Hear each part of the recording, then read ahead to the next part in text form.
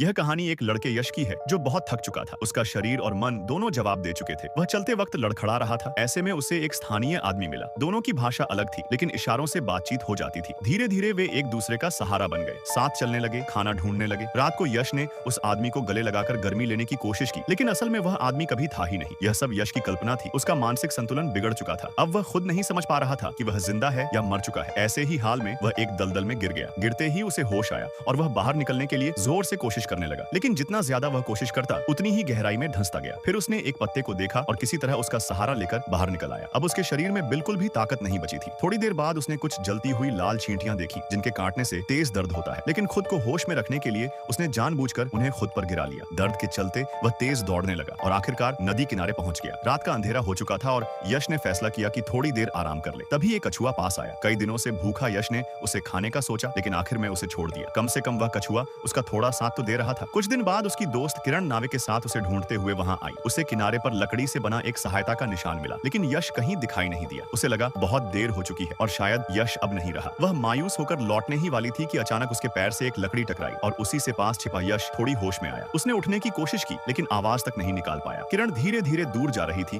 और यश बस उसे जाते देखता रहा। लेकिन उसी समय किरण ने अचानक एक बार पीछे मुड़कर देखा। उसने यश को देख लिया, जो बहुत कमजोर हो चुका था, लेकिन अभी भी जिंदा था। यश को जंगल में 19 दिन के बाद बचा लिया गया और वह पहला टूरिस्ट बना जो ऐसे हालात में भी जिंदा रहा। यह कहानी 1981 की एक सच्ची घटना पर बनी फिल्म से ली गई है, जिसमें असली नाम बिनोव गिन्स है। असल जिंदगी में उसका गाइड कार्ल एक भगोड़ा अपराधी था जो जंगल में लोगों को फंसाकर उनका सामान लूटता था। उसके साथ गए कुछ लोग कभी नहीं मिले, लेकिन बिनोव ने जैसे तैसे खुद को बचाया और कई साल बाद वापस उसी जंगल में आकर स्थानीय लोगों के साथ एक इको लॉज शुरू किया और वहीं रहने लगा।